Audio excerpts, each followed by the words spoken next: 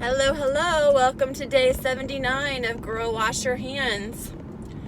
Lesson today is resilience. I had a hard, challenging day yesterday, and I am so grateful for the lessons that I feel that I can take away from what occurred. And then interestingly enough, this phrase called resilience in my mind has always been just when challenging circumstances and situations show up in your life, resiliency is your ability to bounce back from whatever that could be. And so none of us came here thinking like we were just supposed to have a cush life and everything was supposed to be, unicorns and rainbows and beautiful sparkly things and all the other things that might bring you joy. So I welcome the opportunity to be grateful for when challenges occur, because that gives me an opportunity to test any capacity that I have for things like grace and resilience. And so while I am simmering in my ability to be resilient to the situation, resiliency doesn't necessarily mean that you just something bad happened and you're sweeping it under the rug and like getting over it. That was my ammo for 42 years, and I felt like it served me fine until then something like that happens yesterday, and you poked the bear.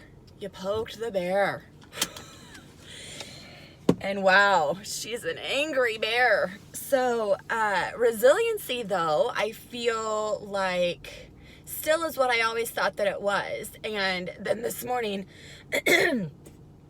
resiliency isn't necessarily something that you're born with either. You learn it over time. And so this morning, Connor, bless his heart, he's 7 years old and he's getting ready to go into the second grade. And because we don't have summer camps right now, or at least ones that, we're not there. But I also want him to have some sort of social interaction in a structured environment. And so that sweet little tree house that they went to, that Jordan still goes to before she starts kindergarten, has some vacancies because there's some parents who have more flexibility to work from home. So they've taken their kids out of school and they've created a spot for Connor to go. And bless his sweetheart, he's having a hard time with, he says things like, I don't want to go hang out with the babies. I get it. So I'll let you know how it goes. But I presented him with the opportunity to share and practice his leadership skills because, P.S., they aren't babies. They're like 5-year-olds. But, their perspective and capacity, I can see how he thinks that. So I certainly don't want to, tell him grow up and get over it. Don't want to do that. I want to acknowledge that is how he feels. But you know what? I do things all the time I don't want to do. All the time. But I try not to think about how that's going to stink in that moment. I think, okay, I'm going to do this thing because it's going to get me to here. And here better be a really strong vision or awareness or goal or whatever. Otherwise, what am I doing? Which I'm working on all that right now too. But resiliency. So I am excited to see him after school today and learn about the ways that he was able to show up as a leader in his classroom and then be resilient. That at this particular point, it's 2 days a week. At this particular point in time, he's doing something a little bit different, but it is getting him interaction, with other humans, which I think socially is a really important thing, especially now for these kiddos. And also, though, the structure. That is a school who has a plan and a structure, and they follow it. And I did not grow up in that. I grew up we just were like, c'est la vie. Obviously we had things to do, but I don't recall waking up at a certain time, going to bed at a certain time, having, things set in place. And for the most part, we turned out fine.